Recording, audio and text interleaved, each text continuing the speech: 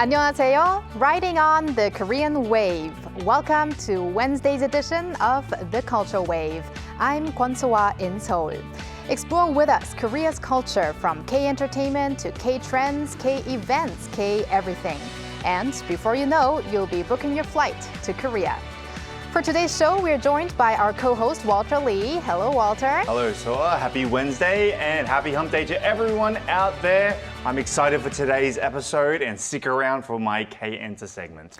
All right, and we're also joined by our news features correspondent, An Sung-jin. Hello. Hello guys, my name is An Sung-jin and great to be back again. Happy Wednesday. Happy Wednesday it is. Now, Sung-jin, we've been covering diverse cultural elements here in Korea, and much of it has got to do with things to do or things to watch for the majority of the people, right? Right, so we've talked a lot about different things, but what we often neglect is the fact that these cultural elements are not accessible to some people. For those that have audio or visual impairments, it may require a bit more effort. And for today, I want to focus on ways that culture can be enjoyed by everyone. 검은 치마를 입고 도로를 힘차게 달려가는 소녀의 하반신과 그녀와 함께 달리는 검은 고양이. This graphics pad helps Komi-suk read comics. For the visually impaired, imagination is needed to interpret images. Some books are offered in Braille or through voice text, but this can miss out on the non-textual aspects. Braille is not enough, and for audio narration, the character varies too much depending on the narrator. That's where these interactive devices come into place. This is the world's first smart tactile graphics display. It was created through a project from the Korea Creative Content Agency LA. The display works by providing solutions to reduce information discrepancy. For example, with Webtoons, it recreates comics as graphics. It also has a text-to-Braille panel on the bottom for details that are not illustrated. I try to focus on eliminating the unnecessary components to reduce any confusion. It's sometimes difficult to express exactly what we see through tactile display. Users highlight the need to carefully select which aspects of content to interpret. I think what's important is that the information gap between the visually impaired and those that aren't is reduced.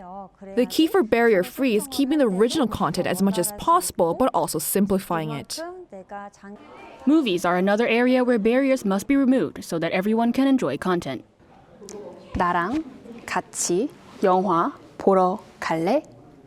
If so, why not head to this barrier-free film festival where narrations are both spoken and written so viewers have a better understanding of what they're watching. The 2024 Seoul Barrier-Free Film Festival screened nearly 40 movies. Hosted by the Korean Barrier-Free Films Committee, it works on producing, distributing, and screening barrier-free films. It's not about making something for the disabled. Barrier-free is something that everyone can enjoy. Just like making subtitles for movies that we export, audio description or subtitles for the deaf should be essential. Moving forward, all of those in the field have emphasized the need for more IT devices that can provide these contents. If those in the movie industry can have more interest in a barrier-free environment, we will be able to have the same experience as others, especially establishing more systematic efforts for devices that can play barrier-free movies. Through those efforts, hopefully in the future, everyone will be able to enjoy the latest blockbuster without barriers. Very inspiring, I have to say. And you just mentioned at the very end, maybe in the future everyone could enjoy the latest blockbusters because it takes some time and also technology until everyone gets to see these contents. So let's talk a little bit about more what exactly barrier-free means and why it is so important to make efforts in regards to this. Right, so as you mentioned, barrier-free requires a bit more effort, but what barrier-free exactly means is that it actually stems from architecture or housing. It was originally used when suggesting housing that was built to barrier-free standards, so those with mobility difficulties can easily access and use the building. Now it's used a bit more generally to imply that there are no barriers or obstacles so that people with disabilities aren't hampered from doing something. And why is it so important?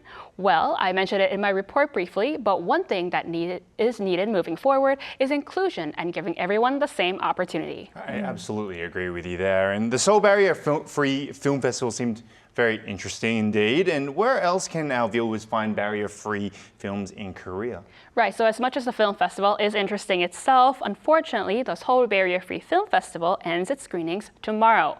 But there are regular screenings hosted by the Films Committee elsewhere, including the Seoul Museum of History. So check out their website and the committee's website for more information. So this festival or this event is going to be held until Thursday, Korea time. Songjin, I recognized actually someone I know online in your report, which was the male MC at the event. The reason why I'm mentioning this is because I think he's known as the first visually impaired broadcaster at a public station. So I thought that was very appropriate. Now, Songjin, beyond what you've covered in your article, what are other ways to improve accessibility in the cultural field? Right, so the cultural field includes a lot of things, but this time I mostly focused on movie theaters and comics. However, there is a lot more out there. In museums, they are working on integrating robots that can help the visually impaired enjoy exhibitions by allowing them to hear the explanation or the details of the paintings or the picture itself.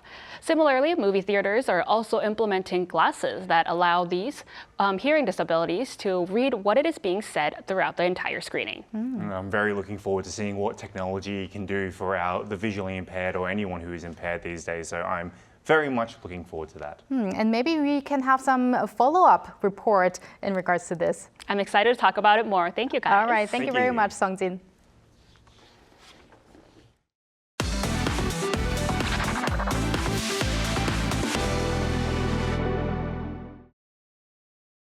And it's time for some K-Enter news with Walter Lee. So starting off with more news on Rosé's 아파트. Exactly. It feels like every week we have to talk about her because she is just making new records every week, and it's hard not to talk about her. Now, her career highlights are just expanding. Now, recently, she has passed 300 million views for her music video on YouTube. Wow, it seems just yesterday that we talked about 100 million. To be exact, it was 22 days after its release that she's reached this. Now, it makes her the fastest solo K-pop artist to break this record in 11 years. Can you guess who actually held that record before? Is it our Oppa size, Oppa Gangnam Style? Yes, it was. And now, Rosé holds this title, and I say, you go girl. Great achievement. Now, this actually comes after becoming the first female K-pop star or solo artist to both, top the US and global Spotify top songs charts, reaching 1 million streams on Spotify in just 7 days after its release. I mean, like I said, this song is just getting bigger and bigger by the day.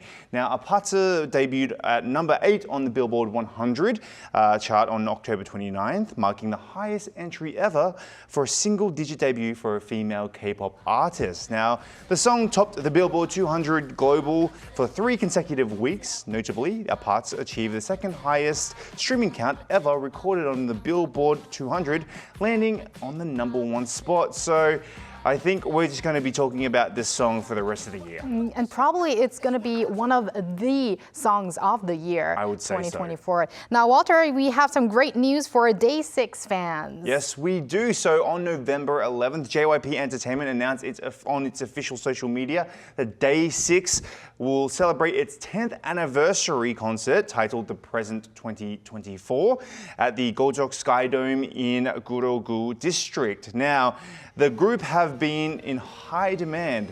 It seems that Seoul's Jamsil Indoor Stadium concert, which is held in April, sold around 34,000 tickets. But that wasn't enough. Then they went to Incheon Inspire Arena in September, which they sold roughly around 40,000 tickets, 5,000 tickets more. But again, still not enough for the fans. That's hence why they are going to the Gojok Sky Dome, and it's actually one of the biggest indoor arenas in Seoul, or in South Korea, sorry. And the band are currently on their third world tour, which has been sold out in venues all over the place. However, it's not finished yet. We've still got some cities such as Bangkok, LA, New York, Hong Kong. I recommend that if you are wanting to catch one of these concerts, that you check out their social media pages for the 2025 songs and release dates for their concerts. Already their 10th anniversary. Can't believe it. It just seems like day 6. Yes.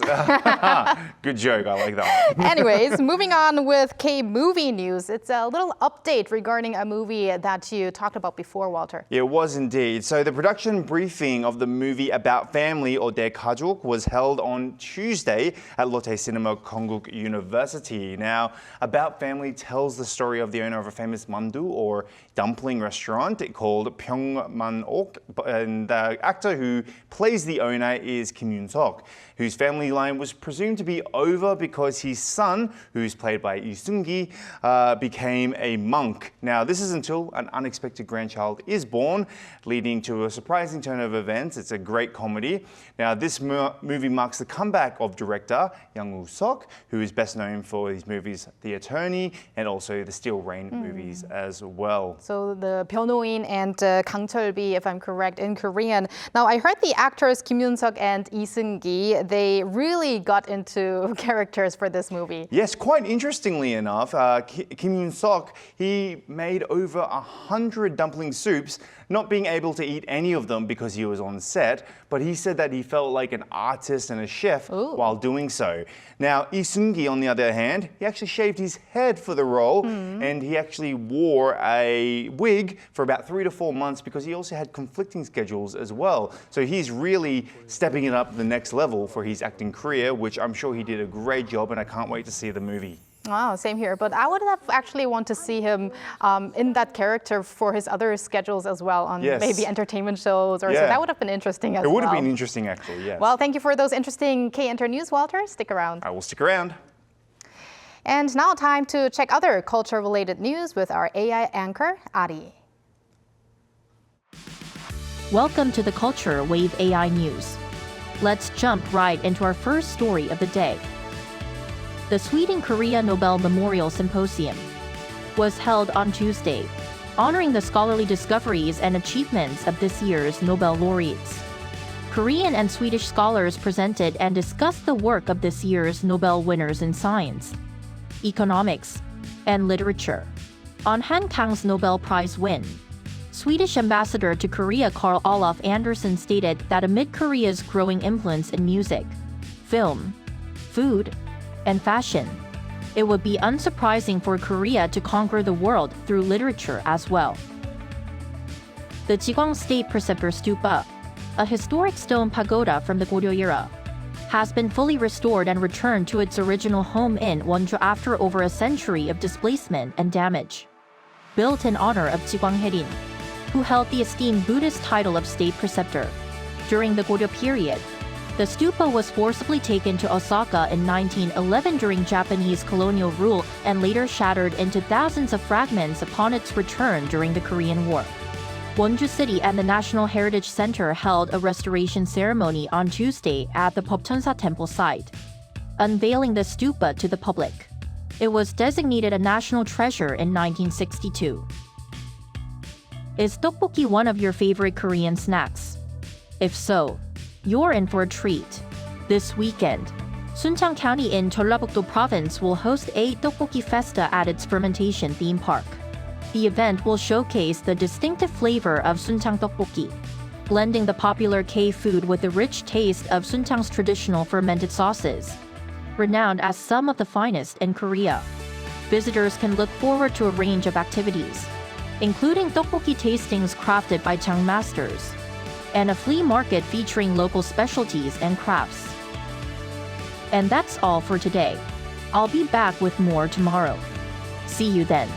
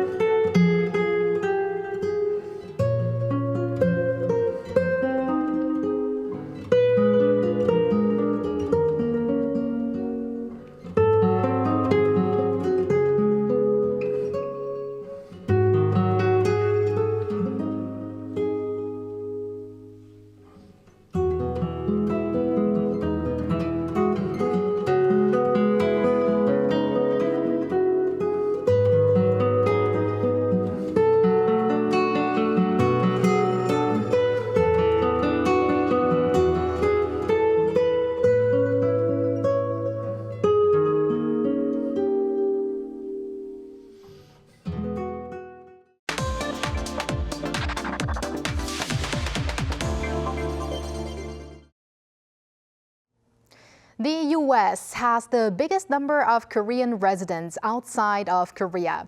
And within the U.S., it's California state, also home to the biggest K-town, where you easily find Korean signboards and facilities to help the Koreans living there.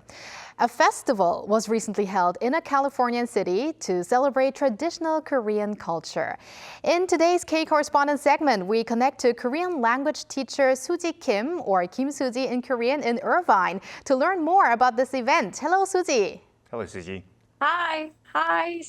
Walter, Swa, and Sungjin. Hello from California. Hi there. So, Suji, first, please introduce yourself and your role in spreading Korean culture over in the U.S. as a Korean language teacher.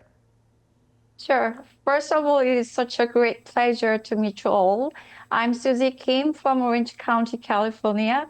I'm a trilingual teacher with linguistic anthropology major. I was born in Busan, but I grew up in Japan. I moved to U.S. 2014, so I speak 3 languages. Currently, I'm teaching Korean at Korean American Center. We call it KSC, where we teach Korean languages with King Sejong Institution program. Also, we teach culture both for children and adults. Our mission is to build a stronger connection between intergenerational Koreans and the greater community by promoting opportunities for appreciation of Korea's rich cultural heritage. Now, Suji, California has long been known as a state with a high population of Korean residents and a region where Korean culture could be experienced deeper than in other places. Now, how is it today with the K-wave having explosively spread around the world? Okay, so let's talk about from the numbers. The population of Koreans reached 564,000 approximately in California, where the largest number of Koreans live in America.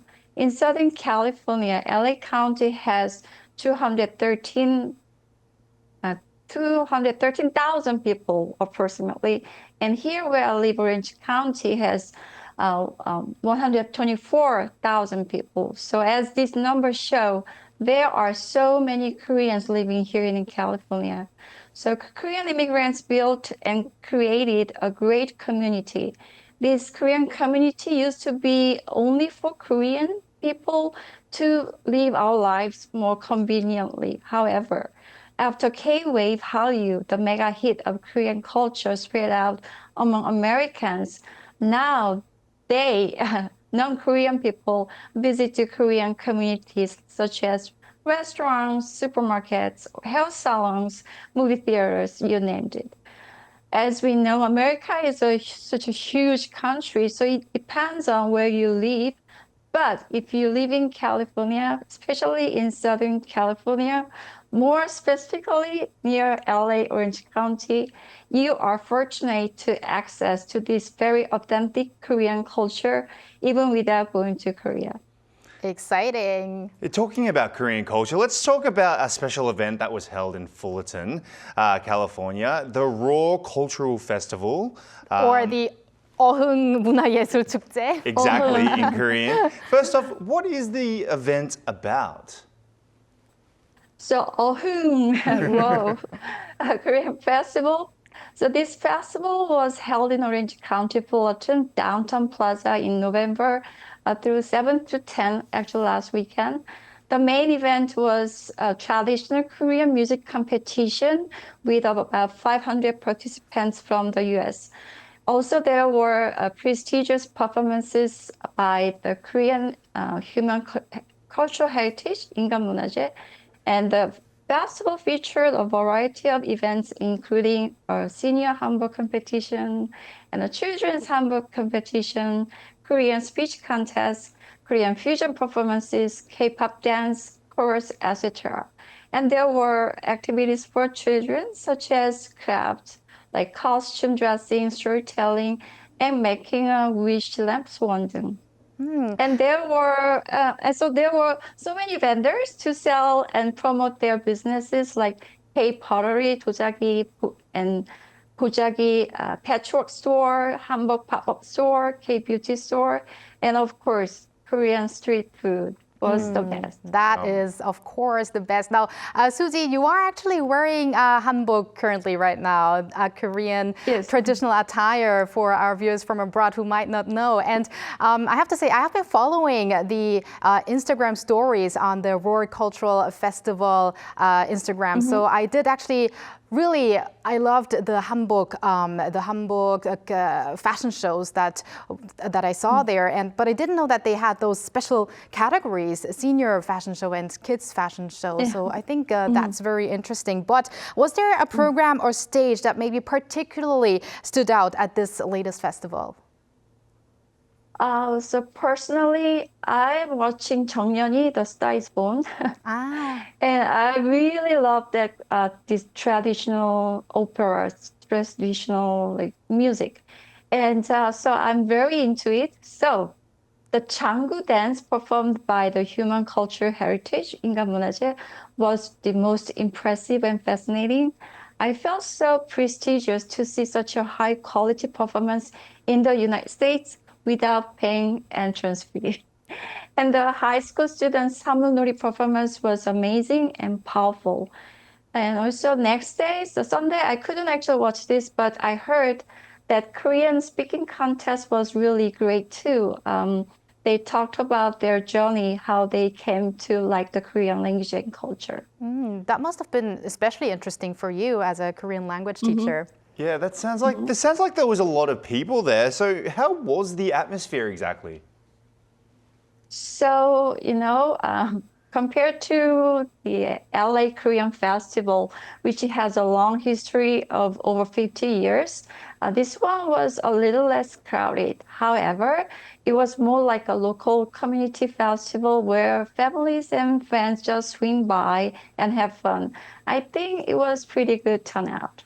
And what do you think the non-Koreans thought about the festival? How did they enjoy it? Did they learn a lot? I'm sure they would have really loved it. I talked to a couple of people from the festival. They really enjoy the dynamic sounds of Samulnori. And of course, they enjoy the Kuchechum fan dance. Was so beautiful and fascinating. And family with little children, they enjoy the interactive art and craft booth, such as making lamps or calligraphy session was very popular. And of course, the food. There were a long line to buy fusion ramen. And for me, I was able to taste the chestnut tiramisu, which was shown in 흑백 요리사. Right, in the culinary class wars. Yeah. So it's right here. So it seems like people really enjoyed it, and I enjoyed it, and I really appreciate the event.